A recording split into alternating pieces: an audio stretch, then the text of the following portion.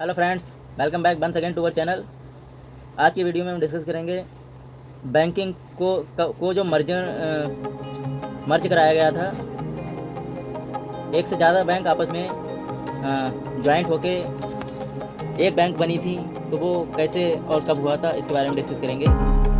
First of all, जो मर्ज of bank का कराया गया था वो 2017 से 2020 के बीच में ये सब हुआ था।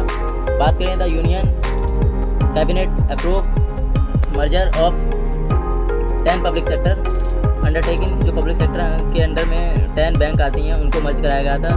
बैंक जो 4 बैंक मेन थी वो हुई थी 1 अप्रैल 2020 में अप्रूव हो गई थी, और जिनमें in the biggest consolidation exercise in the banking space the government in August की बात है 2019 अनाउंस करा गया था 10 पब्लिक सेक्टर बैंक जो थी उनको मर्ज करा के 4 बिगर एंड स्ट्रॉन्गर बैंक में कन्वर्ट उनको कराया गया था उस टाइम पे। With this the number of public sector bank in India will come down to 12 from 27 in 2017। जिसमें कौन कौन सी बैंक थी आइए जानते हैं। जिसमें फर्स्ट बैंक थी ओरिएंटल बैंक ऑफ कॉमर्स, जिसको हम ओबीसी शॉर्ट में बोलते हैं, and United bank of India will be merged into Punjab national bank. ये 2 बैंक मर्ज होके एक बैंक में कन्वर्ट हो गई, पंजाब नेशनल बैंक में आ गई। और after the merger these together will form second largest bank in the country in our India. After that State Bank of India ने कंबाइन करके अभी तक तो खैर कंबाइन नहीं हुई है, अभी तो इंडिपेंडेंट है स्टेट की। एंड सिंडिकेट बैंक जो सेकंड मर्जर की बात करें तो सिंडिकेट बैंक मर्ज होके कैनरा बैंक में कन्वर्ट, कैनरा बैंक और सिंडिकेट बैंक जो थी वो मर्ज होके 4th लार्जेस्ट बैंक बनी थी। और इंडियन बैंक मर्ज होके इलाहाबाद बैंक में मर्ज हो गई। जो इंडियन बैंक थी वो इलाहाबाद में ऐड हो गई और एक बैंक बना ली उन्होंने। और जो सिंडिकेट बैंक थी वो कैनरा में ऐड हो गई। बात करें कस्टमर ऑफ मर्जिंग बैंक जो थी वो treated as customer of the bank in which this bank have been merged with effect from 1 April 2020 से इफेक्ट आने लगा, कस्टमर इन्फ्लुएंस होने लगे और अट्रैक्ट होने लगे बैंकों की तरफ। After that the merger there will be 12 public sector undertaking में जो 12 बैंक थे उनमें 6 बैंक मर्ज हुए थे, और जिसमें 6 इंडिपेंडेंट पब्लिक सेक्टर बैंक थे, अभी भी हैं।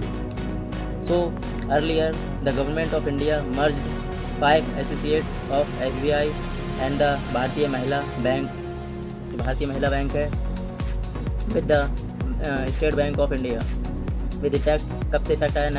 1 अप्रैल 2017 से इफेक्ट आने लगा, और ये सब प्रैक्टिकली लागू हो गए। बात करें this merger made the SBI the country largest lender among the top 50 bank in the world. Top 50 bank में इनका नाम आने लगा वर्ल्ड में। अब बात करें स्टेट बैंक ऑफ इंडिया की, तो स्टेट बैंक ऑफ इंडिया में basically State Bank of Bikaner and Jaipur ये स्टेट बैंक है। एंड सेकंड स्टेट बैंक की बात करें तो State Bank of Hyderabad, State Bank of Mysore. India में ऐसे बहुत सारी बैंक हैं जैसे State Bank of Mysore, State Bank of Patiala, State Bank of Thiruvananthapuram या State Bank of Mahila Bank, Bharatiya Mahila bank sorry. On 17 सितंबर की बात है 2018 में the government of India propose the merger of Dena Bank and Vijaya Bank with the Bank of Baroda में ये सारी bank combine हो गई, और जिससे ये बैंक ऑफ बड़ौदा एक बिगेस्ट बैंक उभर के आई इंडिया में। डीना बैंक और विजया बैंक इनमें कंबाइन होने के बाद में। नाउ कुछ बैंकों की बात कर लेते हैं, जिसमें मेन बैंक हैं 12 बैंक हैं पब्लिक सेक्टर में इंडिया में, जिसमें 6 बैंक मर्ज होके बनी थी। Main state Bank of India and Bank of Baroda, Punjab National Bank and Canara Bank, Union Bank of India and Indian Bank.